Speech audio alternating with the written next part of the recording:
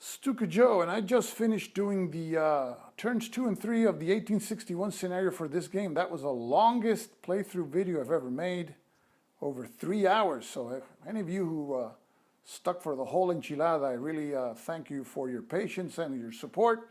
We're going to give this magnificent game a rest for now. And I'm aware that GMT is coming up with a game that borrows some of the very exciting mechanics of this game, including the differential initiative game mechanic, which I like so much about this one. So the next game we'll be doing a video will be Triumph and Tragedy, European Balance of Power. And this is not a typo. It starts in 1936.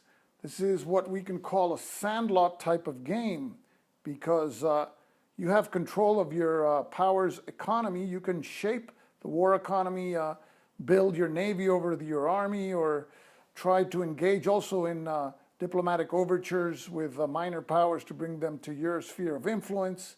And of course, you can declare war, and it's a 3-player game. One player has the Axis, the Germans and the Italians, another player the Soviets, and the other one has the Western powers. Here's the back of the box. This game brings 110 cards, and though it's not stated as such, for me, this is, frankly, a card-driven block game because you need cards to do anything. You need cards to increase your factory levels, like this card shown here, to increase your technology, to conduct diplomacy, to activate your military forces during the campaign phases. So this is really a card-driven block game.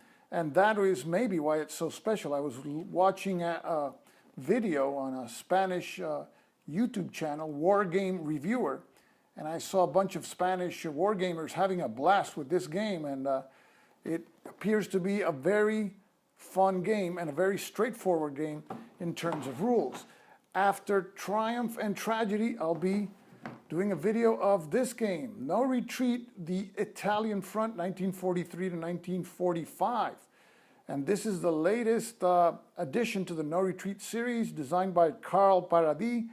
And this game, for me, I was waiting anxiously for it because, frankly, the Italian Front doesn't get much coverage in war games. It's always the Western and the Eastern fronts or the Pacific Theater. And the Italian Front was a fascinating campaign. It was a slug match from the beginning to the end.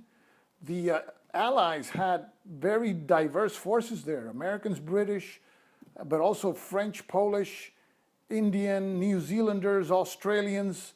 Oh, there's even Brazilians there were fighting there.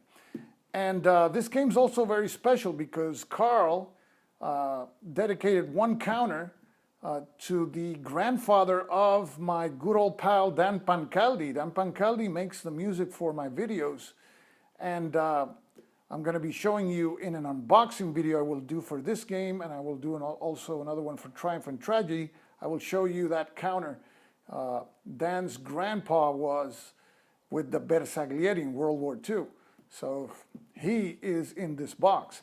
And I hope that the unboxing does this game justice. This game has one of the most beautiful maps I have ever seen, and these are mounted map boards, and the components are top-notch quality. So looking forward to doing the video and also the unboxing video.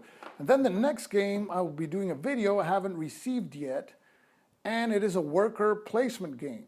Now you're going, oh, where is the unsubscribe button? No, just hold a second. It's a worker placement game set in World War II.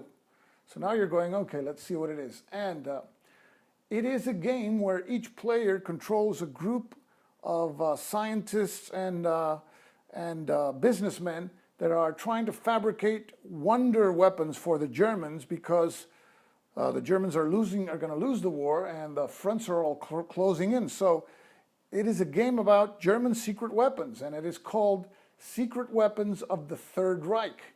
And you see there, that's going to have the V1s, the V2s, the jets, but also it even has German flying saucers and stuff like that.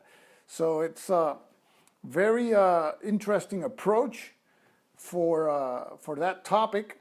and I'm really looking forward to doing that video. And finally, last but not least, I'm going to show you here my 2 beat-up copies of these 2 card-driven games, Paths of Glory, the original edition, and For the People. And if you've played card-driven games and you like card-driven games, you know that the experience playing them opposed with a live opponent is totally different than solitaire. And I'm not talking about the newer games that have solitaire player aids or bots. You know that Churchill brings player aids or bots that you can play the game solitaire, as well as the latest edition of Empire of the Sun. I'm talking about the rest of the card-driven games. They don't. So when you play them with full disclosure of the cards that each side has, you are practically fooling yourself, switching the dunce hat and hoping you forget the composition of the other side's hand. So I'm working on a way of playing these games solo, which is better than that approach. And for that, I will need your help. I'll be doing a video and showing you what that method is about. I don't know if we can call it a system. I'll call it a method for now. And I will always need your input for to see how it can be improved and fine-tuned. But if it's better than the current dunce hat method, it'll be worth a shot. So look forward to that video also. I may sneak that video in between the videos for these games. I don't know. But I just wanted to give you a heads up. And of course, anything that comes out of this will be published in, I'm going to use Paths of Glory as the model. And it'll be published in the Board Game Geek page for that game. Any player aids for this particular method of playing solitaire CDG. So I'm looking forward to that too. So that is what's coming up in my channel. Thanks for everybody for your support. And this is Stuka Joe signing off for now. Thanks for watching.